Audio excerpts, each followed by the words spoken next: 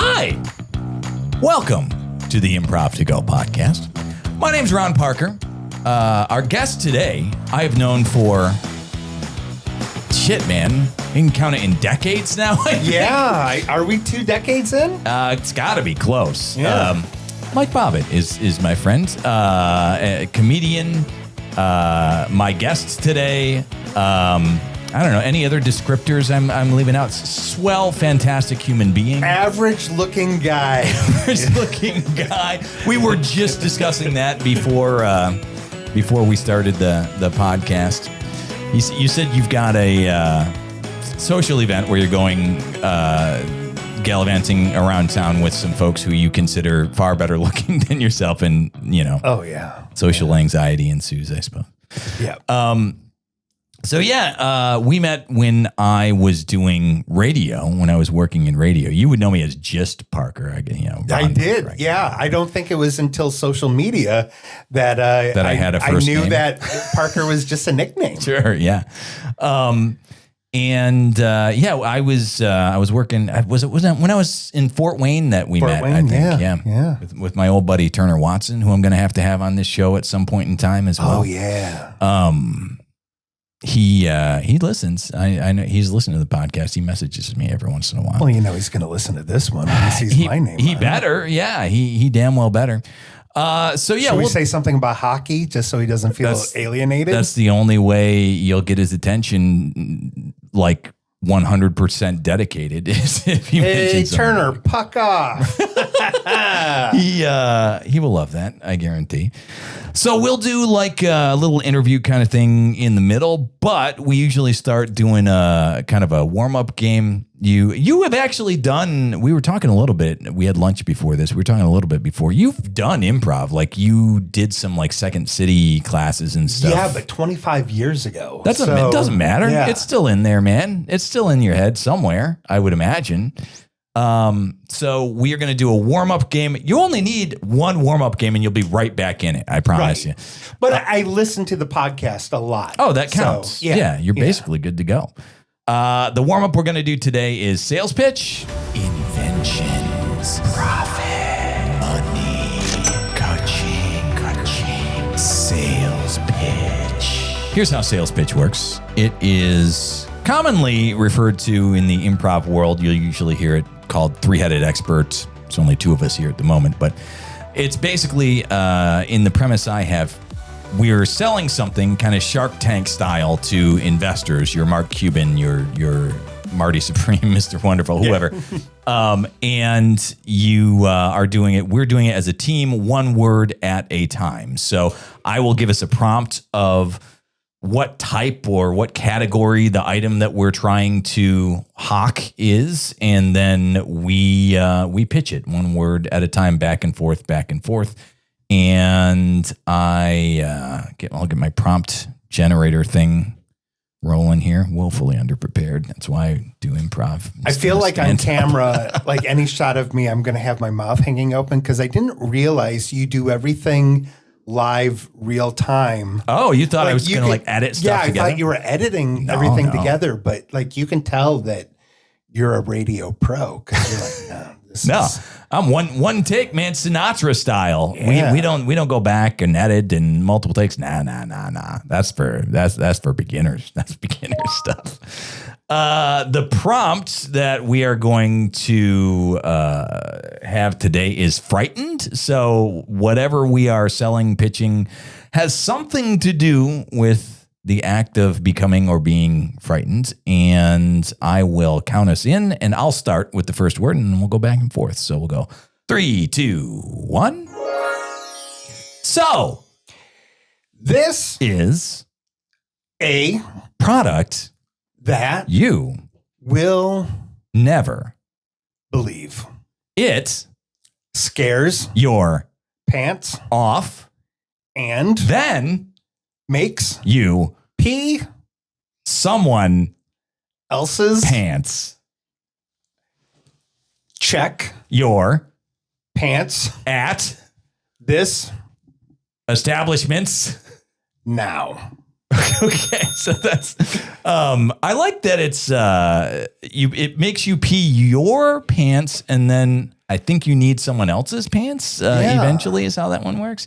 So that's good. That's how this game works. Let's do another one with a different prompt. Are you feeling warmed up? Are you getting part of the reason you might be feeling warmed up is I neglected to turn the air conditioning on, so it might get a little toasty in here. It's funny with improv because I did have an improv podcast for a very long time called The Truth Cast, where we were both conspiracy theorists characters. And my character was the really dumb one. And someone one time said, I love how your character doesn't listen. And I'm like, oh, no, that's me. Yeah, right. I'm bad at listening. But to do real improv, you really need to listen. Sure. So I think when I go home, my wife is going to be so happy that I've spent time with you. Oh, because you'll be a great listener by the time that you're done. So here's the thing, a quick anecdote. So the reason I prefer improv to stand up, which is, your trade, is I am decent at listening. I have a terrible memory. I can't remember anything. So improv is great for me because you don't got to remember shit. You just make it up as you go. You have to remember a little bit. You don't even have to remember your name because you get a new one every scene. Right. If you say a different name, you can't deny. That's right. Yes, and my friends, you remember improv, see? Yeah. You know all the basic rules. Let's give ourselves another prompt. So our prompt for this round is going to be trauma. So is it physical, mental? We don't know, but I will go ahead and count us in. I'll start again too. 3, 2, 1. Unfortunately, the worst case of abuse in medical history happened yesterday to me.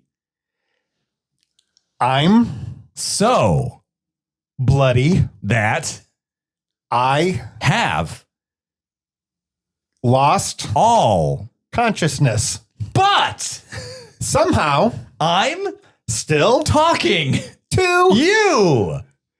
Amazing. Because I invented bandages that keep my consciousness functioning to the average person listening.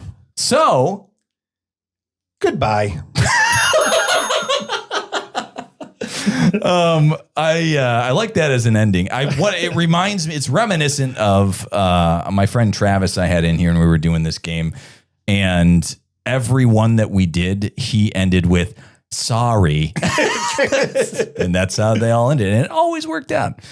All right. So that's the warm up game. I think that we're sufficiently we got our reps in, we got nice and warm.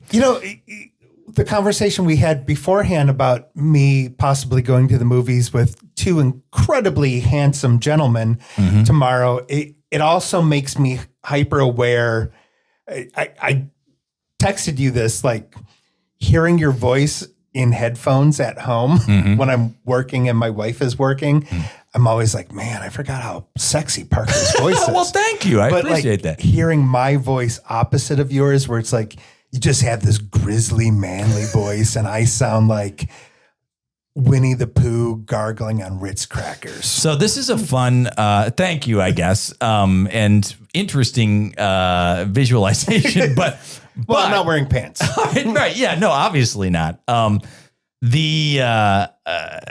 It's one of the, I feel like maybe it still is. It's one of the oldest tropes is that stand-up comedians have just constantly and never ending self-esteem problems.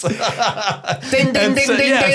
So far, you're cementing that. Yep. Yeah, absolutely. No, it's great. That's why I invited you on, is because I needed a yin to my yang, basically. I wish I remember whose joke it is, but it's something that I think about a lot now that I am a dad, where someone said once, I want to love my kids enough to where they don't want to do stand-up, but not so much to where they want to do improv. All right. Yeah, fair enough. It's either one basically functions as therapy, which is why I think that people like us are gravitated toward it. So, it works to a degree anyway. Our first actual like real game that we are going to do is one called Ding. If you've listened to the podcast, maybe you've heard us do this one.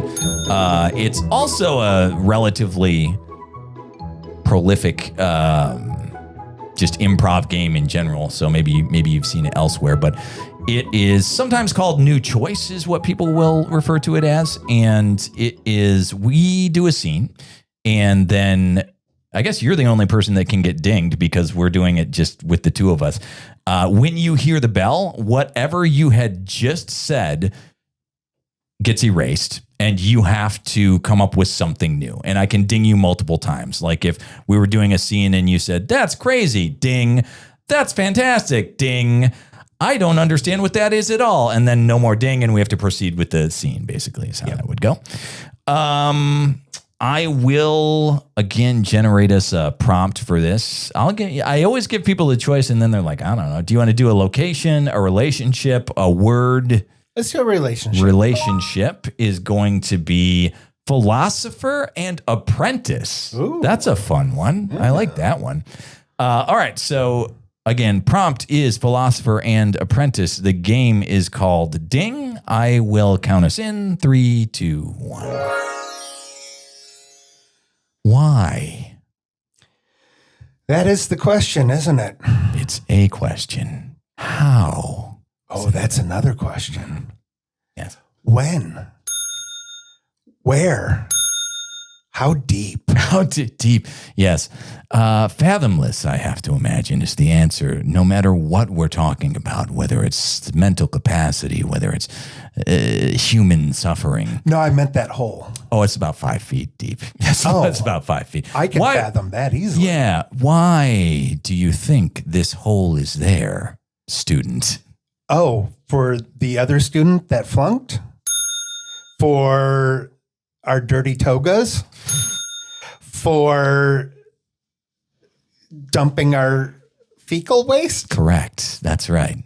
So, am I being punished? No, you're being tested. Why am I? I signed up for philosophy and now I'm on fecal duty? Correct. You made me dig the hole. Yes. Which killed my classmate. Absolutely, it did, yes. And now It's like the Karate Kid, where he teaches him to paint the fence, wax the car, sand the floor. You might not understand yet why your co-student had to die and why you had to build or dig a pit and why we had to fill it with our own feces. No, I do understand. You made us fight with shovels. I did. Yes, that's true. That's why he died. I have he couldn't lift the shovel. He couldn't. Yes, and you took advantage of that. He was struggling lifting the shovel, and you bashed him right in the head. Well, I was a former hockey player. Well, I played in the big leagues. Oh yeah, the big leagues of lacrosse, baseball. Yes. Okay, all of them. And what brought you? I'm very athletic. What made you decide to ditch that past and come to the School of Philosophy? Huge Richard Gere fan. Oh, okay. I accidentally gave away all my material possessions. Accidentally. Please explain to me how one accidentally releases themselves from. You know those comic cults? Explain that to me. I joined a cult based on a comet. Oh, comet, yeah. Yeah. I thought you said comic. No. Comic cults, yeah, proceed. I find no art form lower than the act of standing up comedy. Yeah, no one does, obviously. Yeah. No, comet, which I thought they meant stellar, in the sky comet. they were talking about Cleaner. cleaner. The cleanser that you find under the sink. Yeah. I joined Molly Maid. That was great. That was a fantastic round of Ding. I enjoyed that thoroughly. Let's do another one of those. Okay. I kind of want to do another round of Ding. So I'll do us a new prompt here, and I'll stick with relationship. We'll do a different relationship. Okay. It is bus driver and a regular on the bus, I guess. Yeah. Interesting. Those are interesting folk. I'll tell you that. Real quick aside.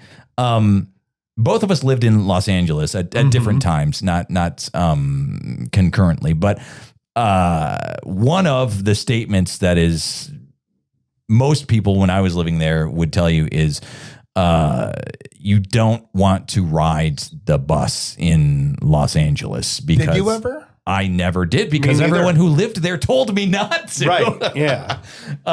Because the people who are regulars on the bus, there's something not quite tightened down with the screws in their head. Or tourists. The only other people, it's tourists or the crazies are the people who ride the bus in LA. And, we always did Lyft and Uber. I think I lived there before those were things. Oh, yeah, that's true because you were there before. A long time ago.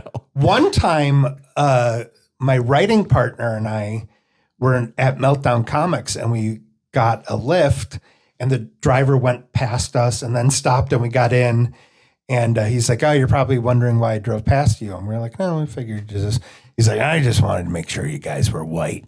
And we're like, what? What is that? And we're like, in Los Angeles? Yeah, we're like, you can drop us off. And then, so we walked from Meltdown back to Los Feliz where I lived, which was probably like 4 miles or whatever.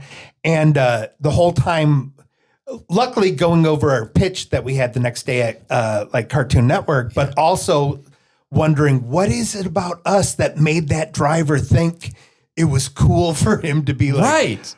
That would have been my question too. Yeah. Like, do I look like a person that's okay to say to? That would have bummed me out. you guys are both Midwestern stock with blonde hair and blue eyes. Right. So. You're going to be down with this statement. Yeah. Wow. Yeah. Wow. I mean, I sound shocked, but I've had people say stuff like that to me before. Yeah. When I lived in Indiana specifically. I'm sorry for anyone who's listening in Indiana. Our friend Turner would be one of them. But yeah, I had some of that. Whew, yikes.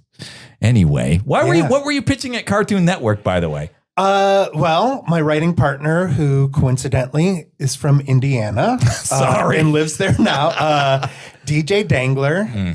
He is a writer for Bob and Tom. Oh, okay. We were talking about syndicated radio Yeah. earlier today. He and I, the show never happened. So we developed an animated show called Space Bar, which was basically Star Wars: The Cantina, the series. Yeah. And we had Mark Maron attached to play sort of the Sam Malone. Oh yeah, that would have been Cheers dope. in Space. Yeah. And so we got as far as some pitch meetings and kept getting really close to the finish line, but couldn't cross. That's kind of the MO for any LA project. I feel like is it's on the hook, on the line until they decide we need it right now and yoink you out of the water. Yeah. Well, our last meeting that we had was with Bento Box, which produces Bob's Burgers, and it was right after Louis C.K. And they were like, we just produced an entire season of an animated show with Louis C.K. and Albert Brooks that Fox has decided they're not going to air. And we don't have the money to take a chance on an animated show, even if it does have Mark Maron attached. Sure. Yeah. So the real victim of the Louis C.K. stuff, what I'm saying is me. Was you. Yeah. Not Mark Maron. He did fine. Yeah, Mark's fine. Yeah, he's doing all right. Yeah. Okay, real quick review: bus driver and regular. And is our prompt? The game is Ding. So I'll go ahead and count us in again. Great story, by the way. Okay, sorry. No, it's fantastic. 3, 2, 1. Hey, hop on in. You again. It's me, the regular bus driver. Man. I keep hoping one of these days you'll take a vacation. I keep hoping one of these days you'll get a new route. I keep hoping one of these days you'll die. Yeah, me too. Like, this ain't really the life that I was looking forward to, kid. You know, I mean, eventually, you know, you can do the crossing thing like God willing. You're not good at driving. No, I'm horrible. No argument here. I'm really bad. Like, I hit 5 people on the way over here. I had to step out of the way when you pulled up. I had to jump over the curb when I saw you were in the driver's seat. Yeah. You had to hop back up on the sidewalk. Don't worry though, pal. That ain't gonna stop me. No curb ever stopped me. If I see something on the sidewalk and it needs hitting, I'm gonna hit it. But I like you. So I know. That's why you're the reason I can't be a dog walker anymore. Yeah, that's true. I've put a lot of dog walkers out of business and in the grave. That's for sure. Well, I mean, the dogs. Yeah. You've been running over dog walkers too? Well, you know, they kind of in between. They try to hop between me and my target. So those are dedicated dog walkers. For sure. I never had that dedication. R.I.P.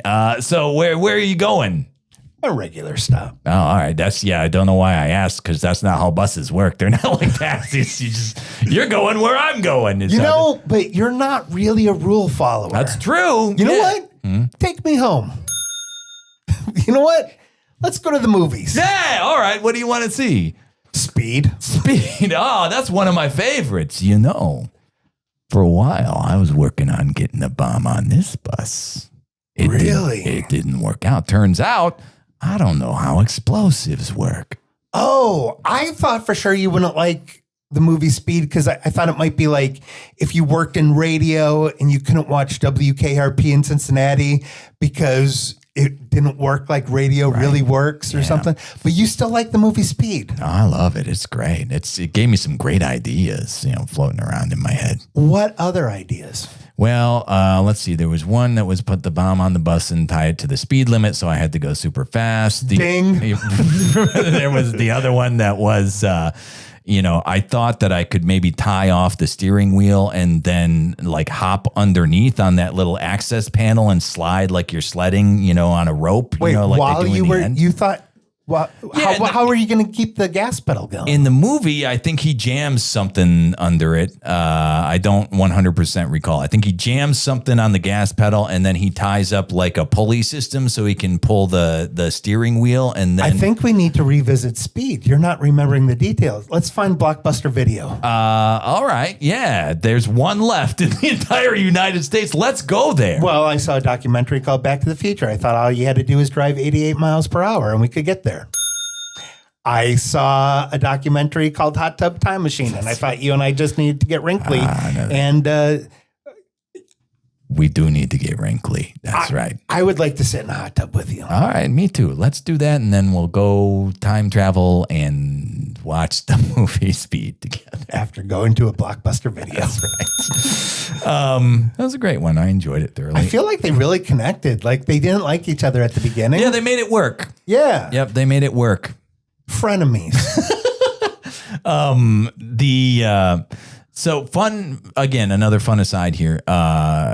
Radio is where I worked for many years, many decades. And I wasn't one of these people, but most people who work in radio actually love the television show WKRP in Cincinnati. And I think it's because they all, even though it's not a documentary, they wanted it to be. Like they want to think that they are like the characters on the TV show or the movie Private Parts, which also, by the way, not a documentary. Right. You and I are in the ballpark, same ballpark age-wise, which I said to one of my friends once, and she was like, oh my God, how big's that ballpark? I'm like, which I've never been so hurt by. Yeah, that's very hurtful for sure. And I really think that maybe like Johnny Fever was like our first exposure to like a cool guy on TV every week, so because I also worked in radio and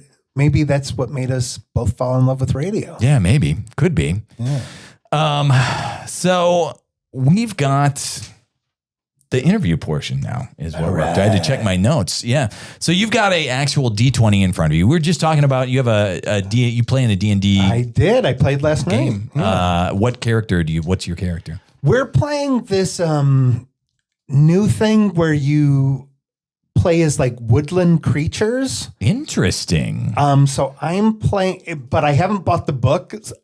The Dungeon Master kind of sent us all scans of the pages after we told them. How it goes. Because I have kids. Sure. You got to spend your money on other stuff. I'm not going to spend $50 on a Dungeons and Dragons book. About animals. Yeah. Yeah. So I'm playing a raccoon thief. Okay. So so the races are all animals, but the classes are all standard. Well, I guess thief isn't a standard Dungeons and Dragons. Well, it would be rogue. A rogue, but I just went up to level 3 last night, so I was able to get the thief subclass. You guys didn't start at level 3? What kind of D&D game is this? He wanted to start at level 1. That's crazy to me. Every single vagina that's listening just got instantly dry right now. Trust me, the people who regularly listen to this podcast are on board. They're like, what? That's crazy. Nobody starts at level 1. That's bonkers. Yeah, I guess there probably is a big crossover between improv fans and... Sure, there is. And so much so gamers. that actually on a recent episode that I was recording the other day, I was talking to a couple of my other friends that I had in here, and I think I'm going to do a test episode of this as a D&D, like one shot kind of deal. Not one where we actually, make a character sheet and, you have +2 to this and +5 to that. But as a just real quick kind of, each person has a D20 and it's mostly the social interactions. And we kind of go through, send them on a quest or whatever. I do the dungeon master thing. And if they come up against something that they want to do, I go, all right, roll a D20. If you roll a 15 or better, you succeed. Yeah, that's awesome. I think that'd be fun. I think that'd be great. Yeah. Thank you. Validation. I will definitely try it then sometime soon. But for this, the D20 you've got in front of you, I have 20 questions here on a list in front of me. Whichever number you roll, that's the number question I'll ask. So go right ahead. Which will be great because you haven't asked me any of these. I always feel bad for episodes where you've had like people on a bunch of times and you're like, always get the 17 same question again. I'm going to have to stop doing this bit, honestly, because there's only so many questions you can ask people. 10. 10 is favorite hobby other than improv I have, but you're a stand-up guy primarily who has done improv before, so that maybe doesn't apply as much to you. So hobbies.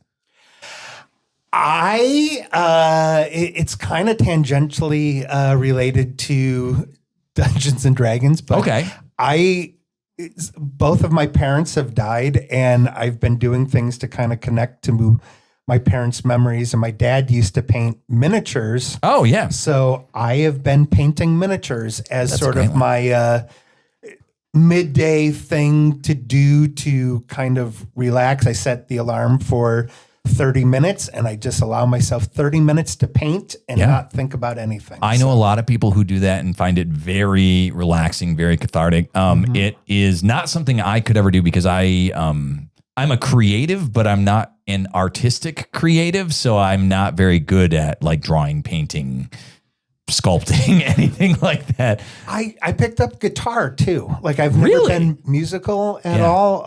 I had a punk band, but I was in a band with very talented people, so they kind of covered up the fact that I was a very poor bass player, and I would kind of do where do I put my fingers? And, if you messed up, they had enough stuff covered that it didn't make as much of a difference. But I bought an acoustic guitar and learned some open chords and have been having fun with that. That's great. 2 things on that. With the painting miniatures, do you sell them? No. I know a couple of people who started doing that as a hobby, and then they found out that people would pay for already painted miniatures. Not an insubstantial amount either. Like people pay decent money for that. Yeah. I probably should. I have a bad habit of anytime I do some sort of creating for fun, I immediately try to find a way to monetize it. And that takes the fun out of it. No, I agree with you. Yeah. Absolutely. And then the guitar thing, that's ambitious. I know enough about myself to know that I've always wanted to pick up an instrument, but I know that if I did, I would not have the stick-to-itiveness to continue long enough to make it like a viable thing for me. I feel like the nice thing about an acoustic guitar is you can learn a couple really easy 2-finger chords and just be happy with that. And strum and then go, oh, that sounds neat. And if that catches your interest, then you can learn a 3-finger chord and then you can start like, you know, and so many popular songs are only 3 like chords. And you can just go like, oh, I can play Knocking on Heaven's Door. So here's the biggest wuss thing I might say today.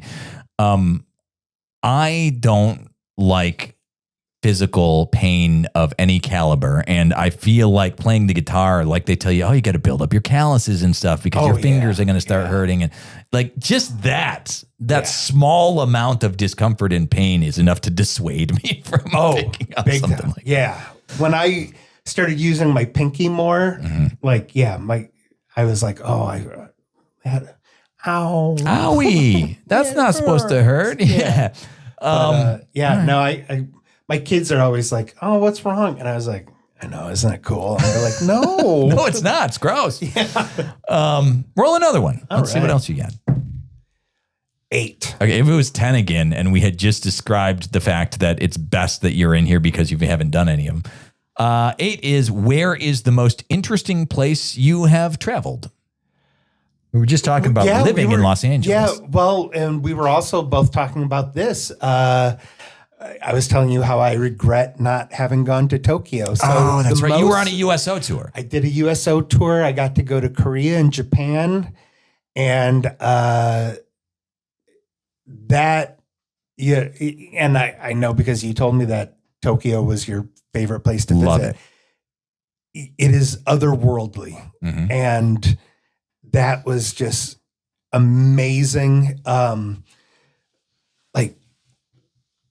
We were in Fuji, mm-hmm. and it was like almost felt like feudal Japan. Sure. Like these small little. It's crazy how if you go into those little villages just on the like right outside Tokyo and Kyoto and stuff like that. It is the buildings are the buildings you would picture from what you'd imagine. And, very old school looking, very traditional. The people are very traditional, and there's like vendors selling apples and stuff on the side of the sidewalk. It's crazy. Right. And Korea, we got to go to like a downtown area, which was like, felt almost Blade Runner-y, where I was like, everything feels like the future.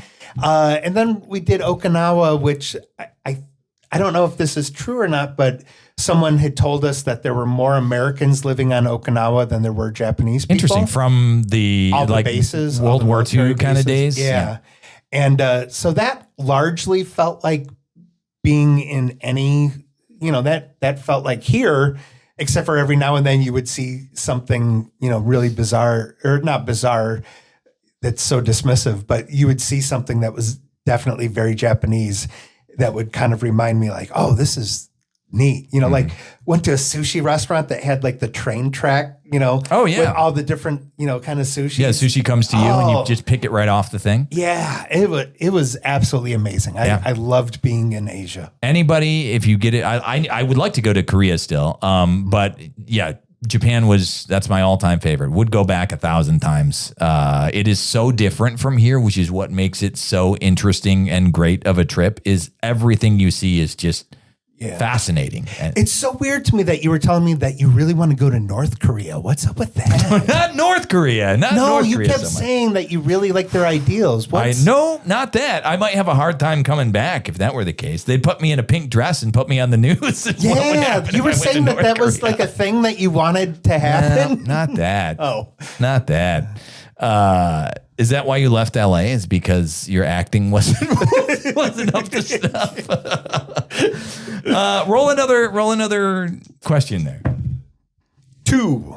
2 is, if you could hang out with any cartoon character, who would you choose and why? We were just talking about Cartoon Network. Yeah. And you pitching stuff over there. I feel like you're a cartoony kind of guy. Yeah. Simpsons came out my senior year of high school, or maybe that was like when the Tracy Ullman show was still on. So I had that big chunk of my teen years where I didn't really have cartoons geared towards me. So it took a while for me to get into a show if it was animated. But with that being said, Bob's Burgers is probably one of my favorite shows. I just got to work with Dan Mintz, who does the voice of Tina. Yeah. And I think I would love to hang out with like Bob Belcher. Like, I feel like he and I have the same sort of like feelings about being a dad, where it's like, man, I love these kids, but they're killing me. Sure. Like, yeah. So, yeah. So you're interested in the dialogue, the conversation that would come out of meeting your favorite cartoon character. The relatableness of it. Yeah. Yeah. Most of the other people that I've had on and asked this question, their answers revolve around like, oh man, that person would be cool. Like Travis, said SWAT cats. I don't know if you remember that cartoon or not. It's these cats that by day are mechanics and by night, I guess, are crime fighters in this super futuristic jet. And they're cats, anthropomorphic cats. Okay. But yeah, pretty much everybody else has said stuff like, oh man, JoJo's Bizarre Adventure characters, or, whatever. People that are like cartoony, like do cartoon crazy, actiony stuff. Bob's Burgers is like they're cartoons, but they're people. They're just people like you and I. I'm sorry that I'm your Gen X friend. Would you have come all up those with something millennial crazy, friends, please? Right? Yeah. Want to hang out with Cat Dog? Sure. You know who Cat Dog is, though. Roll one more. Let's do one more. I have a millennial wife. 13. 13 is you can learn one skill you don't already possess instantly. What would it be? I would like to know how to sing.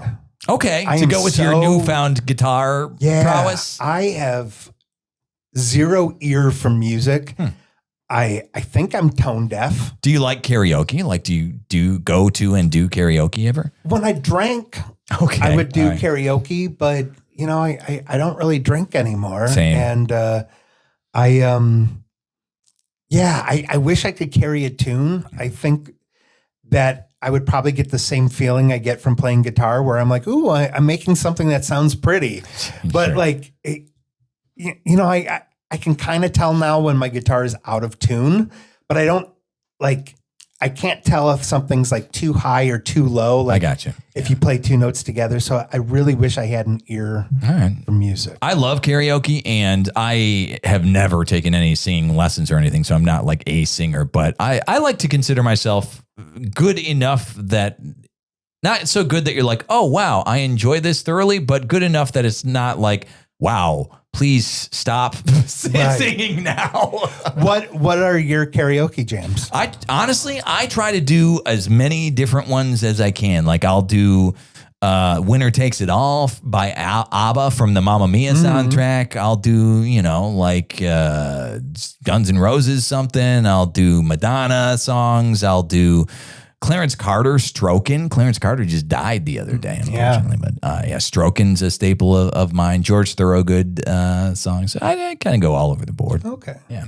When I would do it, I would stick to like CCR or like Green Day stuff, where Green it was Day's a like, great one. you don't really, or like Basket Case or something. Yeah. Or when I did it was so long ago that I would do like Kid Rock stuff. Or it was like, don't say that now. Yeah, not now. I wouldn't. This is not current day Kid Rock podcast.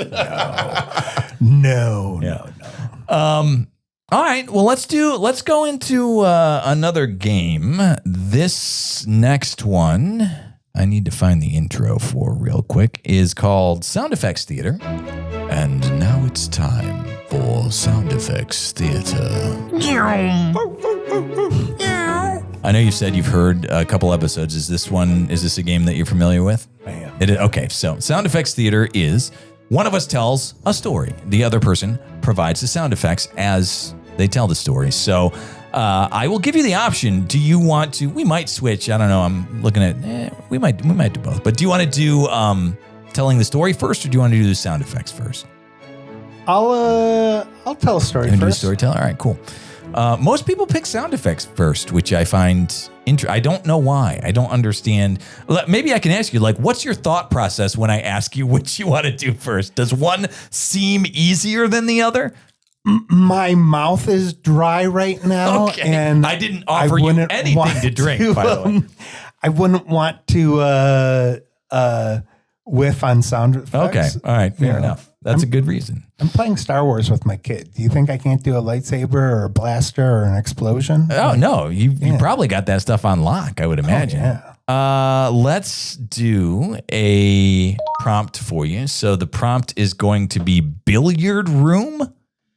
Do with that what you will. That's what your story is going to be based around. And then I'll do the sound effects as we go. Are you ready?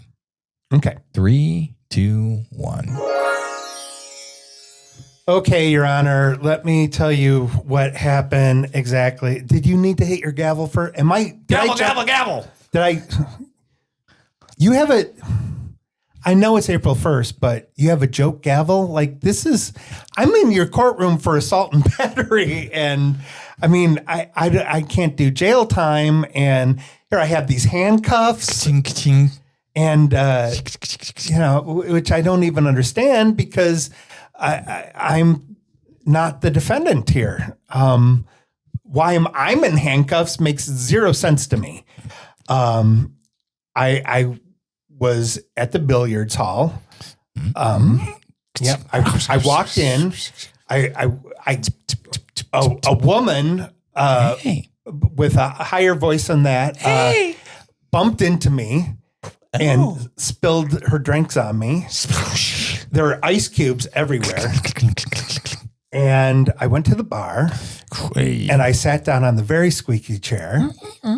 And it was new leather on the chair. And yeah, the guy next to me thought I passed gas. And he started throwing pool balls at me.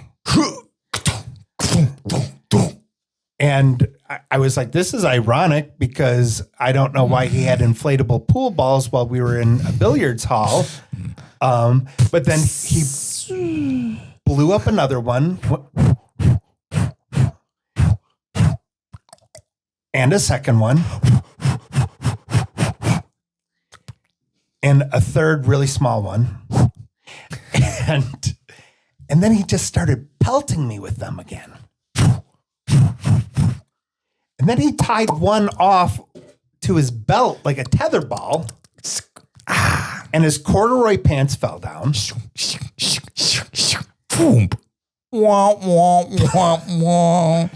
And for some reason, he had a trombone tattoo on his inner thigh. They're looking at you like that. And I bent down to get a closer look. Take a look. And I pulled out my back. Yeah. And I sneezed on his crotch. That's you. Ooh. That was a fun one. I like it. I feel like when you started off, you were like, this is going to be a regular back and forth scene until it clicked with you. Like, ooh, I have to kind of be the narrator for the story. But it did click. A couple of things. This guy's inner thigh was exposed. I'm curious to know what the person was wearing that like their inner thigh tattoo was just readily visible to anybody who's walking around. Pulled his belt off. And that's right. I forgot about that. I forgot the continuity. Your memory is terrible. I told you. Wow. Yeah, I told you. I'm awful with continuity. SWAT cats, I remember that. You should start smoking weed so you have an excuse for a bad memory. So, I am more of I don't do that a ton anymore either, but I'm more like an edibles guy. And I'm going to explain this to you. Smoking is just dirty. It's such a pain in the ass. You got to have a lighter, you got to light stuff, you got to, roll a joint if that's what you're doing. With like gummies, you just gummy done. So yeah, I don't do that a ton. It's more so like if I'm out somewhere and someone's like, "Yo, we got these. You want to pop one?" I'm like, "Yeah, sure." But yeah, that's my take on that. It's such a pain in the ass to to smoke weed. I will have an edible to help me sleep. And one night, my friend Matt Wixon, who's the musical improv guy who I'm going to go to the movies with tomorrow, and hopefully his incredibly handsome husband doesn't go with us. He called me late at night and was like, "I have an extra ticket to go see Peaches. You want to go?" And I was like, I can probably get there before the edible kicks in. And you always think you can. Yeah. Well, it kicked in when I got there. Oh, you did it. And I was in this very crowded, and you know, Peaches does the F the Pain Away song and everything. I don't know why I just censored myself on that. And you can say whatever the fuck you want. It was like a very crowded, she sells butt plugs and lube. And I don't know if like people who bought the lube had opened it up or whatever, or people are like, "Oh, I'm going to put my new souvenir in."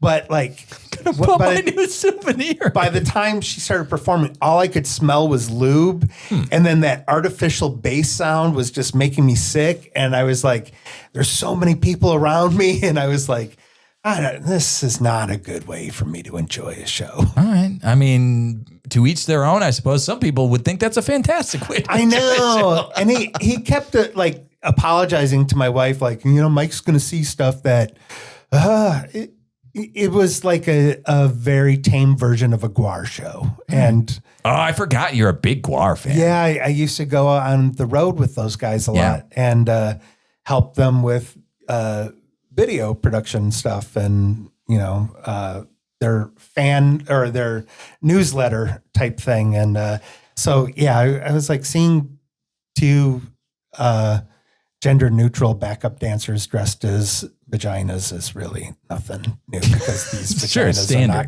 going to squirt blood at the audience. They're just going to stand there and dance. As far as you know. Yeah. Let's do another game. I want to do the headline game. Okay. Which you may not have heard this one. This just in. It's time for the headline game. The headline game is honestly the game is different, but we used to do a game called the headline game when I did the morning show with Turner, who we were talking about earlier. This is a different thing, but that's where the name came from.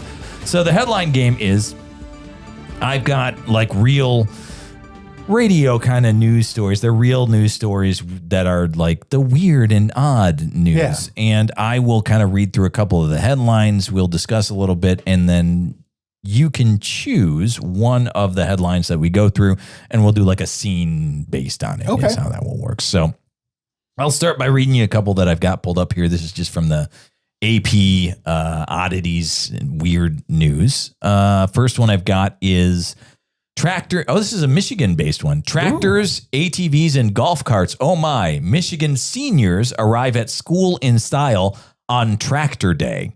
I've actually heard that story before. I think it's a yearly, like they do it every year. Also, gas prices are really high right now, so maybe that's why they're doing it.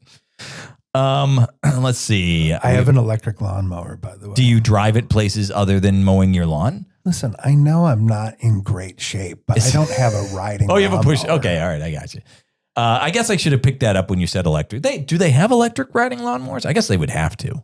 I don't know. A buddy of mine just got the Roomba version of lawnmower, the robot lawnmower, really? Which those, I know we live in the future, and I know it's probably perfectly safe, but I can't picture those without being horrified that it's going to like get a dog or a kid's going to be running around and slip into it or something. Like it freaks me out still. Baby bunnies? It's going to chow down on some baby bunnies. Yeah, like it recognizes stuff, but how big does something have to be for it to recognize that's a thing I shouldn't mow? Yeah. Don't know. Do you want to go over to your friend's house after this and take away his Roomba? We should steal it and destroy it. We should do an intervention. For the best of humanity. Yeah, we can. It's a bit of a drive, but we probably make it. We'll make it. I mean, probably make it. Probably. You're not really the bus driver from the earlier scene. Well, Let's see. What else have we got in here? You drove us to lunch. You are a fine enough driver. I am competent enough. Yeah. Joey Chestnut to defend hot dog eating title while on probation after pleading guilty to battery. I should have read these stories before this. Have you heard that? No, but what? And he's still competing? Bonkers. Maybe not that one, because I don't know if I want to get into a like real life battery story. Yikes. Who's doing those? Like Vince McMahon is now doing foodie. I don't know what's going on with that. Listen, we know you murdered somebody, but we need you to fight for the belt. Right. This is more important than the law. Right. Is how many hot dogs you can eat. Kobayashi must be defeated. Is Kobayashi still around? Those used to be the big two, is Kobayashi and Joey Chestnut. They're the only two I know anyway.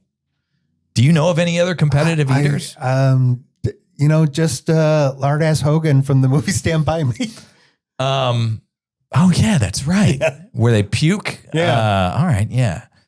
Anyway, next one is, we were just talking about this.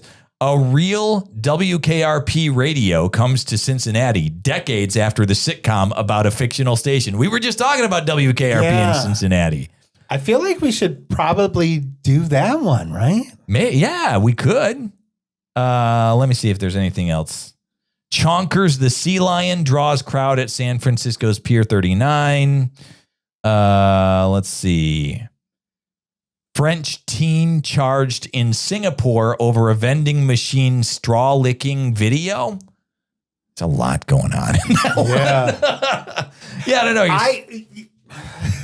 Are you still feeling the WKRP one? We can do anything. When we were in Asia, someone told me that they really wanted me to buy panties from a vending machine. And I was like, well, okay. I mean, yeah. So you did it?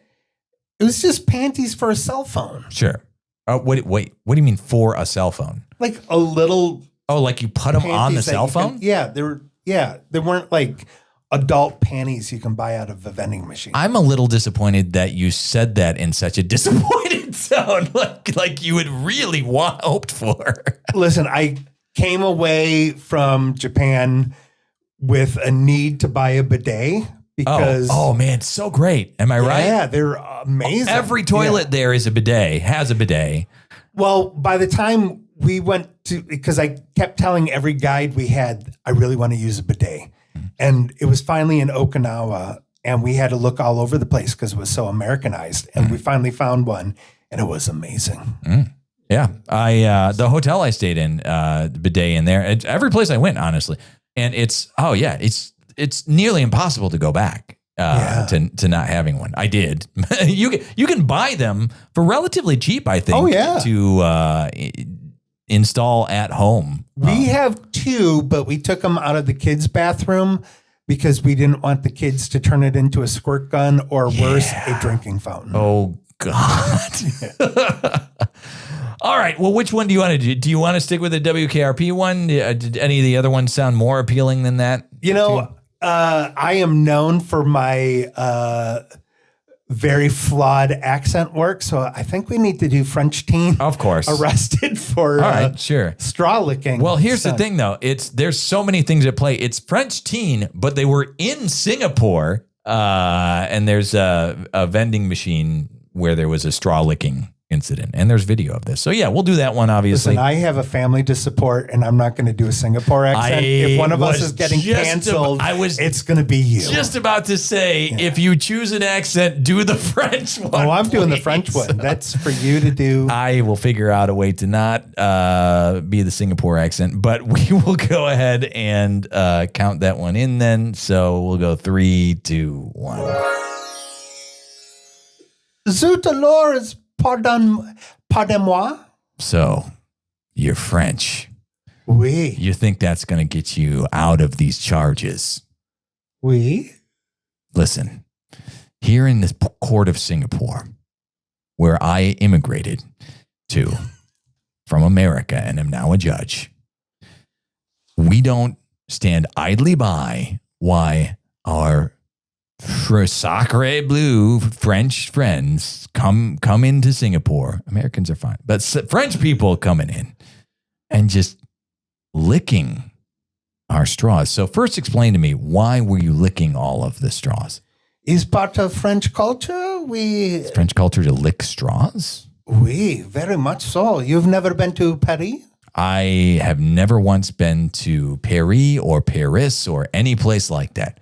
It is a very big, how you say, French custom. Is it? You go see Mona Lisa.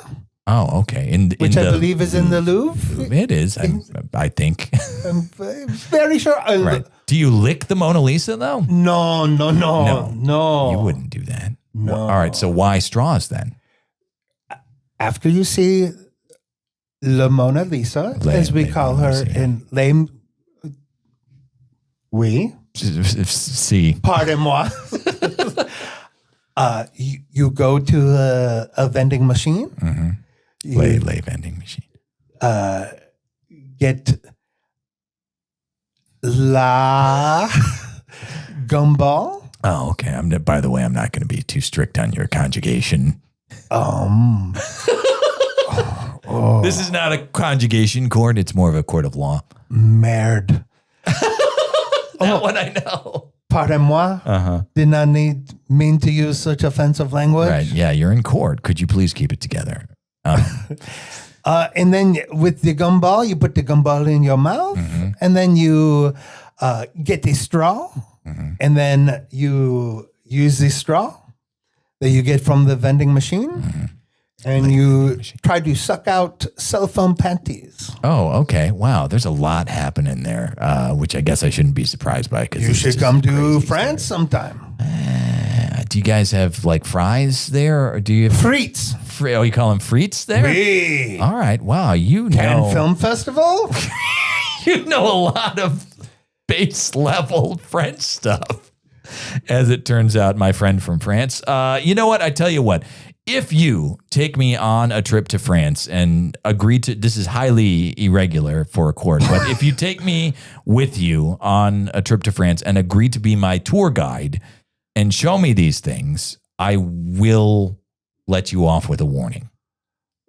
Pardon-moi, it seems as though you're trying to conjugate with me, Your Honor. I'm not, no, it's not a sexual thing. I'm just interested. I did not say it was sexual. Just because I am French does not mean that everything is sexual. Oh, I thought you were misusing the word conjugate for, sex. I believe you should be the one on trial. Consummate. Yeah, probably. Yeah, French accent. How'd that feel? That slipped into New Orleans a little bit. Got it. I mean, got a little Cajun in there. That's French, technically. Yeah, it is. It's got a French vibe, French flavor to it. Yeah. So we do have one more game to go, and that is where you and I go against each other. It's Choose your fighter. It's head to head. I don't know. I didn't really think too much about which head-to-head game we would do. There are a couple different options that we've done. Maybe we'll do a new-ish one called Connections, which I'll explain to you, and then we'll kind of go back and forth. This is tough for me because usually I referee when I have two guests in here, and I'm kind of the judge of who screwed up and who didn't. I'm going to have to do both now. I'm going to have to buzz myself and you. So we'll see how well I fare. So Connections, here's how it works. It is kind of a word game back and forth. So I guess the best way to explain it is to just give you an example. So I would start by saying something like, it's always two words. I would say baseball. So the words are base and ball. You would take the second word and add another word onto it. So I say baseball. You say ball pit. And then I say pit fall, and then you say fall spring. So it doesn't have to be like the two words go together to make a compound word. It can. It just has to be the last word of what the other person said, and then you come up with a new word that somehow relates to it, and you do it as fast as you can. Okay. The way that you lose is if you're too slow, I'll buzz you. If I'm too slow, I'll buzz myself. I promise you I will try and be impartial. Yes, thank you. And yeah, it also, if it's something that I'm not making the connection, I'll buzz you. Maybe I'll give you a chance to plead your case, but does that make sense? Do you more or less kind of get the idea of it? Okay, so I'll let you start. And I will go ahead and count us in 3, 2, 1. Hockey stick. Stick ball. Ball pit. Pit fall. Fallout. Outside. Sidewinder. Winder. Yeah, you got me on sidewinder. I don't know what goes with Backed winder. you into a corner. Clock, I guess. Winder clock is what I should have done. Yeah, so that's how you score a point. And we're going to go the first person to 3 points is going to be the winner. You are currently beating me 1-0. All right. Is how this game works. So I start this time because whoever got the last point, the other person starts. Got it. And here we go. 3, 2, 1. Dog bowl. Bowl of ice cream. I'm buzzing. Right out of the gate. Yeah. Also, you did 3 words too. So you could have I said know. bowl ice cream. You did bowl of ice cream, Yeah. which technically is against the spirit of the game. All right, I'm back in it. 1-1. Could have said cereal. Yes, absolutely. Bowl cereal would have been a good one. And then cereal Killer. Western. Or for sure. You went a little darker than I would have, but hey, everybody's different. You start this time. So we'll go again. 3, 2, 1. Sound proof. Proof. I don't know. Yeah, I don't know. I was going to say proof positive, I guess. You could have said proof positive. Yeah, I don't know why I didn't, but I took too long, so I buzzed myself. All right, so you're winning 2-1. If you get one more, because we're playing to 3, then you win. You are the champion of the head-to-head round. So I get to start though. So we'll go 3, 2, 1. Dice bag. Nuts. You got to say bag Bag first. nuts. I got to say bag nuts. Yeah. But isn't this more fun for the listeners? To it comes just down hear to you this yell game? nut. Well, yeah, that's true. You know what? And I swear I don't like judge to make it come out this way, but very frequently it gets down to like 2-2 rubber match style. So interesting. All right. So let's see. That was I got a point, so you get to start. And this will be the last one way or the other. So I will count you in 3, 2, 1. Star Wars. Wars atrocious. Atrocious. Big. Big Ben. Ben-Hur. Her scarf. Scarf mittens. Mittens. Hat. Hat. Earmuffs. Earmuffs. Quiet. Quiet. Shh. Shh. Yeah. Shit. It's the only thing I can come up with. You win. Congratulations. You got me. I'd like to thank the Academy. There's no prize. PJJ Cokes for teaching me improv. There you go. Years and years ago, is that ago. your mentor at Second City? Yeah, and one of the founders of Go Comedy, and just a little shout out to him. He did a lot of local acting. Was kind of like a reoccurring character for Hungry Howie's commercials. Really? And, you know, a guy within a couple of years of me and kind of a stocky blonde guy, nerdy kind of blonde guy. Mm-hmm. And he got me my first commercial agent, which I thought was particularly cool because obviously I would be going out for the same roles as him. Oh, yeah. But it was a completely selfless act. Yeah. So anytime I can help someone else out, I always think of that. Yeah. Even if it means like, hey, if I help this person, it might be taking something away from me.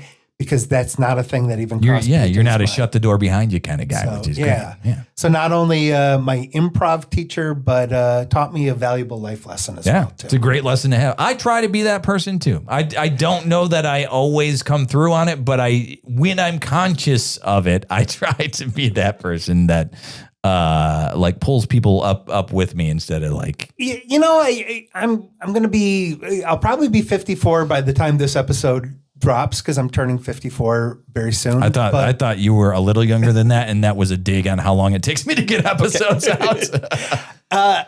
And you know, the fact that we met because our paths would cross once or twice, you know, like maybe 1 or 2 years. Sure. But the fact that we are still friends all these years later, I feel like I'm a good judge of character.